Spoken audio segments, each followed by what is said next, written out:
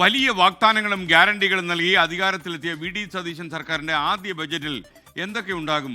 ക്ഷേമ പെൻഷൻ വർധനയും ഇന്ദിരാ ഗ്യാരണ്ടിയിലെ 4 പ്രഖ്യാപനങ്ങളുടെ നടപ്പാക്കലും ബജറ്റിൽ ഇടം പിടിക്കുമോ?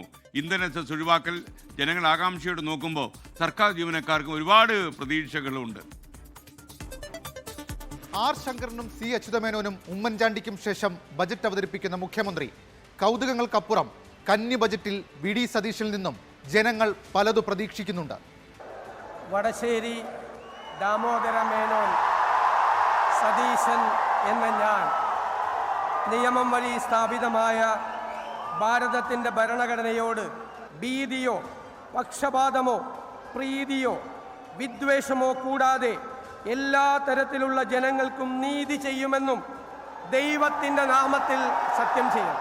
തിരഞ്ഞെടുപ്പ് സമയത്ത് നൽകിയ 5 ഇന്ദിരാ ഗ്യാരണ്ടികൾ, അതിൽ പ്രിയദർശിനി സൗജന്യ യാത്രയും വയോജന വകുപ്പും ഇതിനോടകം നടപ്പാക്കി. ബാക്കി ഗ്യാരണ്ടികളായിരിക്കും ബജറ്റിലെ ജനപ്രിയ പ്രഖ്യാപനങ്ങളിൽ മുഖ്യം.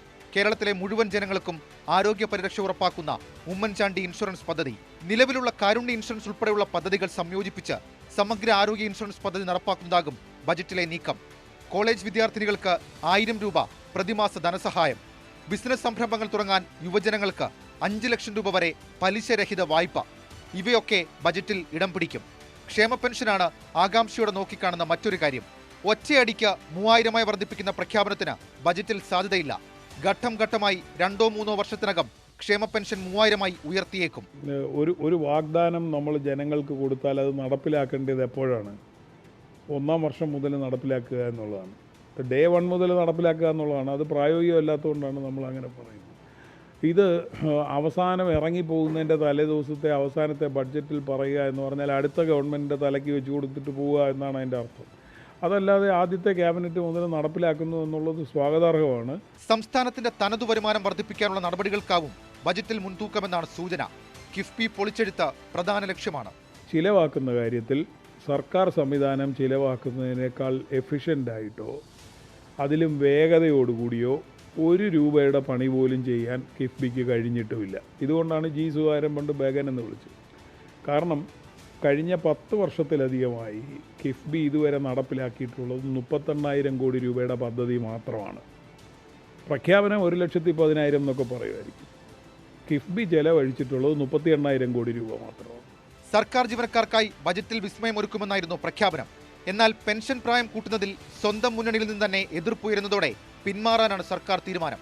ആശ്വാസമായി പക്ഷേ ക്ഷാമബത്ത പ്രഖ്യാപനം ഉണ്ടായേക്കും. പ്രതിപക്ഷ വിമർശനങ്ങൾ കുറയ്ക്കുക എന്നതും വി ഡി സതീശന് മുൻപിലുള്ള തലവേദനയാണ്. അപ്പോൾ സാമ്പത്തിക രംഗം മോശമായിട്ടല്ല, വളരെ മെച്ചപ്പെട്ട തരത്തിലേക്ക് മുന്നോട്ട് പോകുന്നതിനുള്ള എല്ലാ അടിത്തറയും ഇട്ടിട്ട് തന്നെയാണ് LDF ഗവൺമെൻറ് പ്രവർത്തിച്ചത്. ഇപ്പോൾ അത് നന്നായി അത് ഉപയോഗിക്കാനായിട്ടുള്ള അവസരം UDFന് വന്നിട്ടുണ്ട്. അപ്പോൾ അതുകൊണ്ട് യാതൊരു കാരണവശാലും ഏതെങ്കിലും തരത്തിൽ നിലവിലുള്ള പദ്ധതികൾ വെട്ടിക്കുറയ്ക്കാൻ പാടില്ല.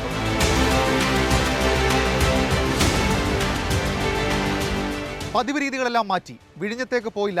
പകരം കോവളം ഗസ്റ്റ് ഹൗസിലും മാസ്കറ്റ് ഹോട്ടലിലും ഇരുന്ന് ബജറ്റ് തയ്യാറാക്കുകയാണ് മുഖ്യമന്ത്രി വി ഡി സതീശൻ. 19-ാം തീയതി ഇക്കാണുന്ന നിയമസഭയിൽ വി ഡി സതീശൻ കാട്ടാൻ പോകുന്ന മാജിക് ഒരു രാഷ്ട്രീയ ആകാംക്ഷ കൂടിയാണ്. ഷഫീദ് റാവുത്തർ, 24, തിരുവനന്തപുരം.